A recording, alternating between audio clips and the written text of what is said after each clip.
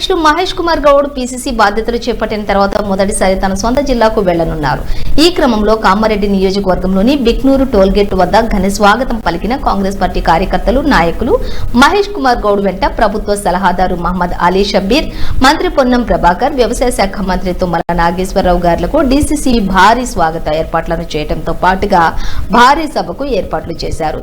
ఈ కార్యక్రమంలోని కాంగ్రెస్ పార్టీ జిల్లా అధ్యక్షులు కైలాస్ శ్రీనివాస్, మున్సిపల్ చైర్పర్సన్ గడ్డం ఇందుప్రియ చంద్రశేఖర్ రెడ్డి, వివిధ మండలాల అధ్యక్షులు, బ్లాక్ కాంగ్రెస్ అధ్యక్షులు, కాంగ్రెస్ మాజీ సర్పంచులు, మాజీ ఎంపీటీసీలు, మాజీ జెడ్పీటీసీలు, మాజీ ఎంపీపీలు, పార్టీ నాయకులు, కార్యకర్తలు, అభిమానులు పెద్ద సంఖ్యలో పాల్గొన్నారు. పార్టీ నాయకులు, డీసీసీ సభ్యులు, అదేవిధంగా సహకార సంఘ అధ్యక్షులు, వివిధ హోదాల్లో స్థాయిల్లో ఉన్నటువంటి ప్రజాప్రతినిధులు, మిత్రులందరికీ హృదయపూర్వకమైనటువంటి నమస్కారం. సంతోషం.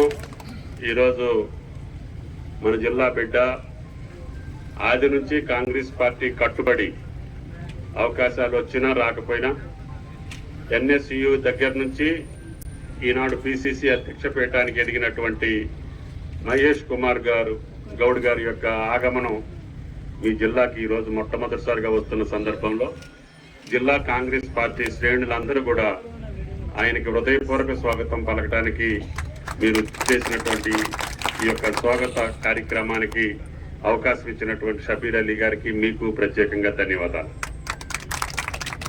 సరే, మీరు రోజు టీవీలో చూస్తున్నారు, పేపర్ చదువుతున్నారు, ప్రతిపక్షాల మాటలు కూడా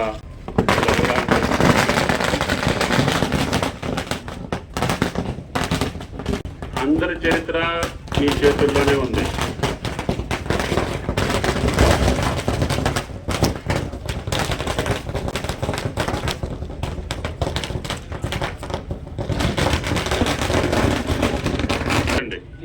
ఇప్పుడు వేస్ట్ అయిపోతాయని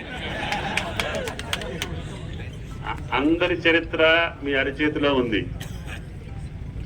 ఏ పార్టీ ఎందుకు మాట్లాడుతుంది, ఏ వ్యక్తులు ఎందుకు మాట్లాడుతున్నారు, ఎప్పుడు మాట్లాడుతున్నారు, ఏం మాట్లాడుతున్నారని. కాబట్టి రైతుని మోసం చేసినటువంటి ఏ ప్రభుత్వం కూడా మనజాలదు అనేది మన రాజకీయ చరిత్రలో చాలా సార్లు చూసాం.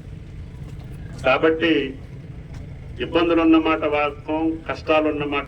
రాహుల్ గాంధీ గారు ఇచ్చినటువంటి వాగ్దానం మేరకి ముఖ్యమంత్రి గారు సాహసం చేసి, ధైర్యం చేసి, ఏదో రకంగా మనం రుణమాఫీ చెయ్యాలి అనే పట్టుదలతోటి ఈ కార్యక్రమానికి ముందుగా మనం ప్రారంభించడం జరిగింది. మేము బ్యాంకులన్నింటినీ అడిగాం. ఈ రాష్ట్రంలో ఉన్నటువంటి అన్ని ఆదరణతో